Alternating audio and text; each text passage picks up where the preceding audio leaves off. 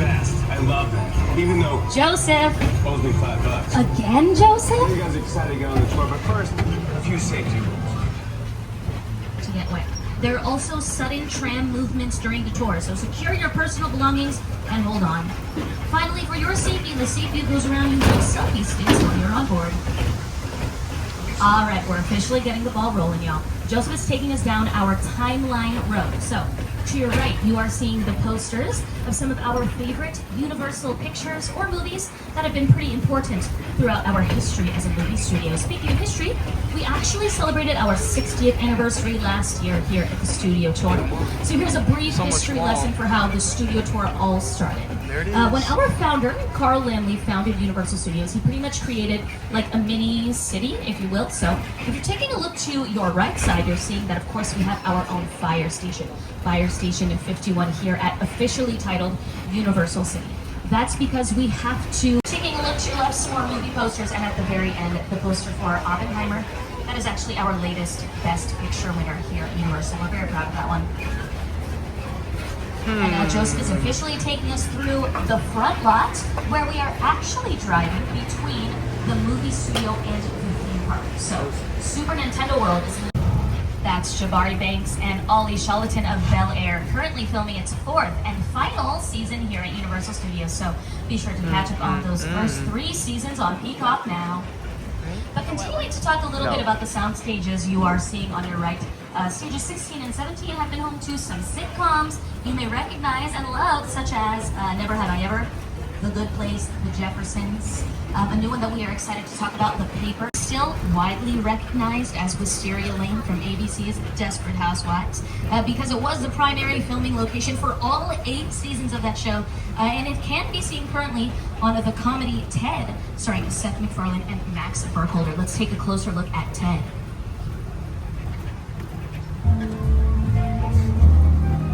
Let the festivities begin. How many we got?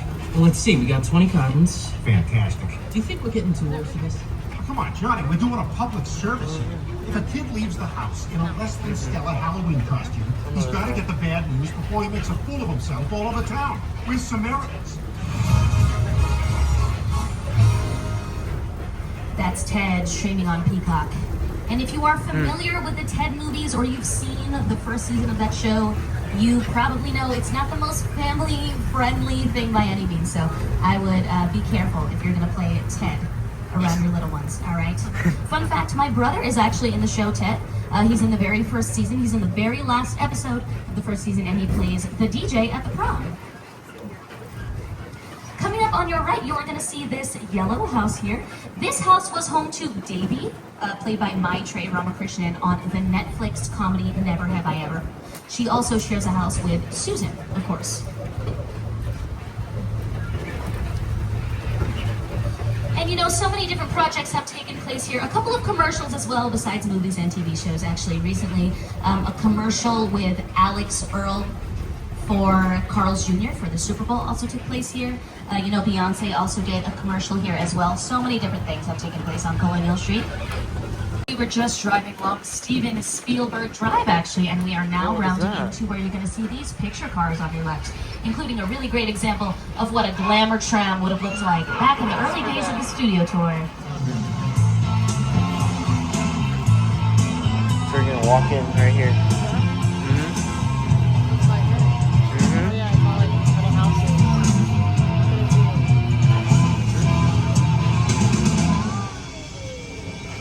A picture car is any vehicle you see on screen, so that can span from any of Dom Toretto's cars in Fast and Furious to any of the Transformers, of course, a police car, an ambulance you spot in St. Dennis Medical, a golf cart you spot in Max.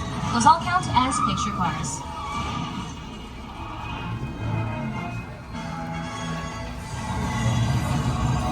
And now creeping up to a very different destination on our right, behind all of the Halloween Horror Nights setup, you are seeing the Bates Motel. Ooh. We have 12 vacancies.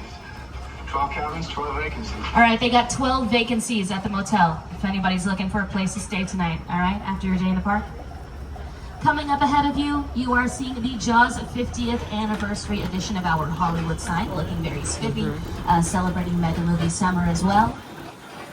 and up the winding road to their house on our left. We like to call this the psychopath.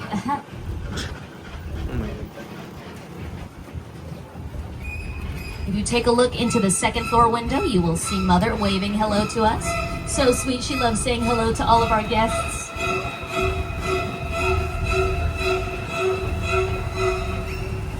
And from one iconic set to another, that brings us to the crash site from War of the Worlds. Really operated commercially until it quit to pursue acting. And the aircraft was bought by the studio for around $60,000, give or take. Probably an okay price for an aircraft at the time, I would guess. And then it had to be transported to the studio as well, which cost them an extra $200,000. Because that's how they get you. Shipping and handling. Oh my god, bro. And my friends, letting you know we're approximately 10 to 15 minutes from the end of our tour. We'll be returning to the theme park shortly. This is your reminder. Please stay seated on the tram at all times. Keeping your hands, arms, feet, and legs inside the vehicle. Pull that red cord if you have any emergencies. And now it's time for our grand finale. Let's pay a little visit to Jupiter's Claim from Jordan Peele's Nope. Movie magic. Out. Insert name of next Jordan Peele movie here. All right. Jordan Peele comes to us from a comedy background. You may recognize him from his comedic duo, Key and Peele, of course. And if you've been on the studio tour in years past, you may remember we used to end our tour in Fast and Furious Supercharged here. We actually very recently closed this attraction. I know, sad. But because we are making way for the new Fast and Furious roller coaster that is coming to this Hollywood park in Drift, bro. 2026, that they're doing construction on that you may have heard about recently. It's officially titled Fast and Furious Hollywood Drift.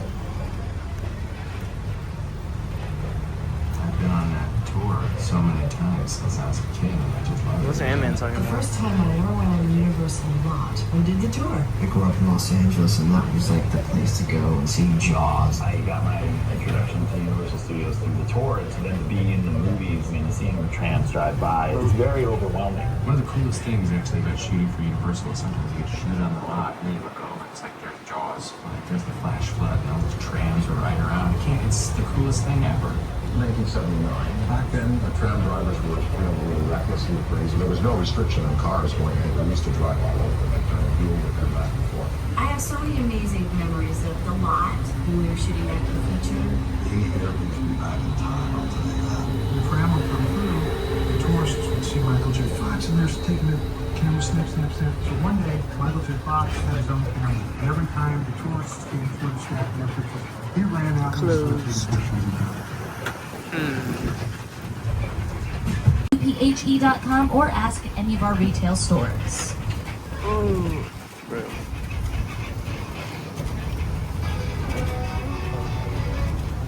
And Wow, it's like almost flat. That's actually crazy. Bro.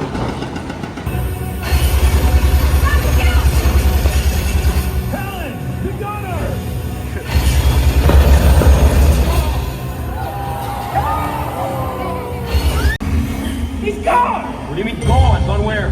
He's gone under the water. The Mariner. That's the Mariner! He's in the water, boys! Shoot him!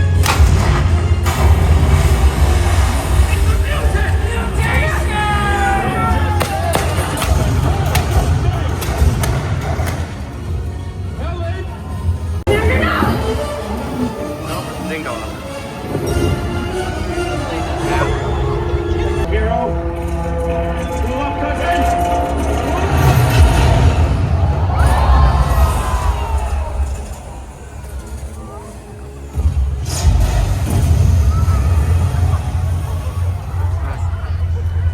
Celebrate the birth of a new nation! Yeah! Dryland is my destiny! Hey, Deacon! Hey, what? No! No! Helen! You, I'm taking you with me!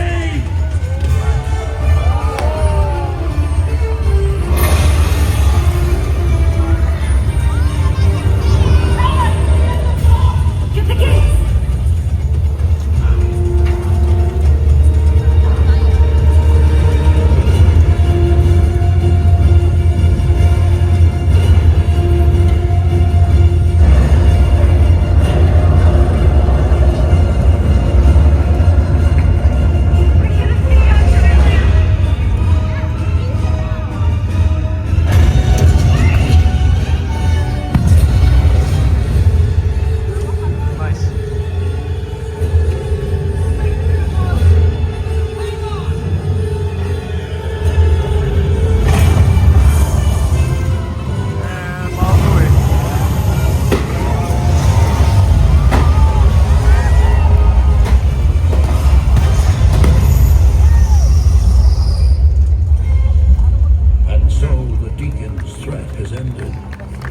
civilization may start anew on Friday. While the mariner roams the 4 points of the compass on the endless seas of water. Ladies and gentlemen, the cast of Waterworld. Hello, everyone! Thank you so much for hanging out with us today and watching our show. You might recognize our performers from their work in movies, television, and much more. From The Purge, Ricky Fiorillo. From Gods of Girl, Tristan Ott. From Star Trek Picard, Matt Baxter. From the upcoming Naked Gun, Yayo Keelan. From Beverly Hills Cop 4, Joey Wilson. For doubling me on that amazing 45-foot dive on fire, national diving champion Kyle Kolar. And the heroes of our show, from Marvel's Runaways, Hannah Bible. And from Kicking It, Spencer Ratcliffe. From the Stalking Fields, I'm Ryan Marsico. Thank you so very much, and enjoy the rest of your day here at Universal Studios Hollywood. We're pleased you enjoyed Waterworld. In order to prepare for the next performance, Bro, nobody worked on it today. Look at that. It's like the best view we've gotten to the top side.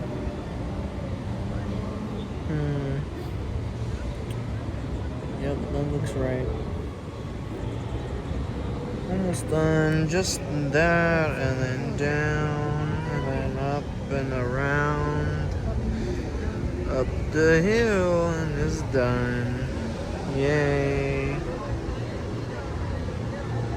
I hope they are watching. They'll see. They'll see and they'll know. They'll say, well, she wouldn't even know.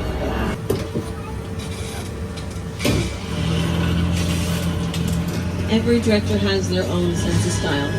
Some directors will purposely choose the stories where they can lean into action, lots of detail. Others will pick the stories where they can really focus on character development being the center point of the movie. Now, Jordan Peele, he definitely has a very specific sense of style, but he still manages to give us cool, interesting, down-to-earth characters, and then he puts them through out-of-this-world situations. So, the last set we're going to see today on the tour is called Jupiter's